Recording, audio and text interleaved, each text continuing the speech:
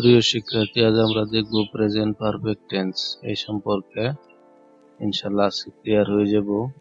এর আগে আমরা present indefinite tense, present continuous tense তৈরি করেছি, ওইগুলি দেখে তারপরে এটি শুরু করবে। আচ্ছা, এবার সংজ্ঞা দেখি। যে টেন্স দ্বারা কোনো কাজ এইমাত্র শেষ হয়েছে বা এর ফল এখনো বর্তমান আছে এমন বোঝালে তাকে প্রেজেন্ট পারফেক্ট টেন্স বলে। অর্থাৎ কোনো কাজ এইমাত্র শেষ হয়েছে, যেমন আমি বই পড়িয়াছি, আমি খেলা করিয়াছি, এমন বোঝালে। বাংলা বাক্য শেষে যদি এই কথাগুলি থাকে তবে আমরা বুঝবো সেটি প্রেজেন্ট পারফেক্ট টেন্স। যেমন বাংলা বাক্য ক্রিয়াপদের শেষে এসি, এস, এসে, এসেন, এস ইত্যাদির উচ্চারণ যদি থাকে তবে আমরা বুঝবো সেটি প্রেজেন্ট পারফেক্ট টেন্স। যেমন তুমি কি হোমওয়ার্ক করেছ। অন্তস্থ রেখার রে থাকলে উচ্চারণ কোনটি অন্তস্থ রেখার এর মতো ভিতরে ভিতরে। করেছ, খেয়াল করে দেখবে। তারপরে তুমি সিনেমাটি দেখেছ। ক্ষয়কার খেয়ে থাকলে উচ্চারণ কিন্তু অন্তস্থ রেখার এর মতো ভিতরে ভিতরে। খেয়েছ, ঠিক আছে? এভাবে। তারপরেরটা আছে, এইভাবে সবগুলি দেখে নিবে। ইংরেজিতে কিভাবে গঠন প্রণালী? ইংরেজিতে বলতেছে প্রথমে থাকবে সাবজেক্ট, তারপরে থাকবে হ্যাজ অথবা হ্যাভ অথবা হ্যাজ, দুইটা যে কোনো একটা। তারপরে verb four plus object. Verb four না, ভার্ব ফোর বলো এই যেটা উপরে যাই,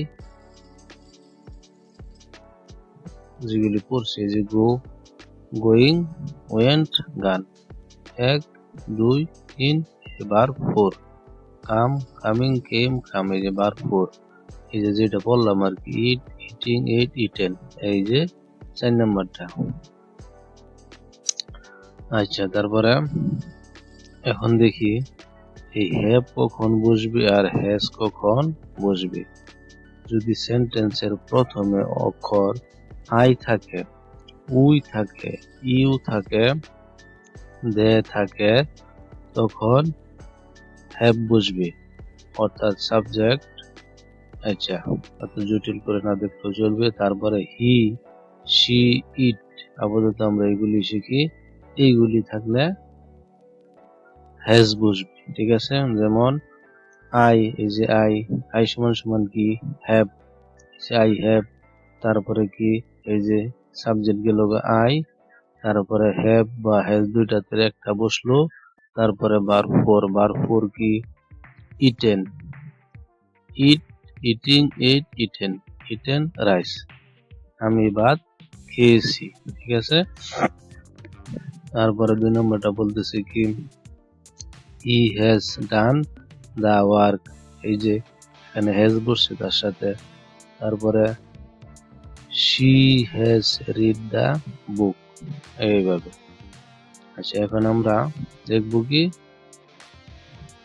আমরা ভার্ব শিখছিলাম আগে এইগুলি, আজকে নতুন করে আরো 3টি ভার্ব শিখবো। এভাবে তুমি প্রতিদিন কিন্তু শিখবে। আজকে নতুন করে আমরা এই 3টা শিখবো। Give, giving, gave, given. এই যে এখন কিন্তু ভার্বের 4 নাম্বার রূপ লাগতেছে। প্রেজেন্ট ইনডিফিনিটে লাগছে 1 নাম্বার, কন্টিনিউয়াসে লাগছে এই 2 নাম্বার। তারপর আজকে লাগতেছে 3 নাম্বার, পরবর্তীতে লাগবে 3 নাম্বার। তাহলে আজকে হলো 4 নাম্বারটা। তো কি কি আছে? গিভ, গিভিং, গেভ, গিভেন, তো কি? দেওয়া। তারপরে টেক মানে কি? নেওয়া বা লওয়া। টেক, টেকিং, টুক, টেকেন। তারপরে মেক, তৈরি করা, মেক, মেকিং, মেড, মেড। এইভাবে আমাদের 16টা হয়ে গেল। শুধু 16টা না, 16টার সাথে 4টি করে কিন্তু এক একটার সাথে। এইভাবে আমরা ইনশাল্লাহ ভিডিওগুলি দেখবো এবং খাতায় লিখে রাখবে।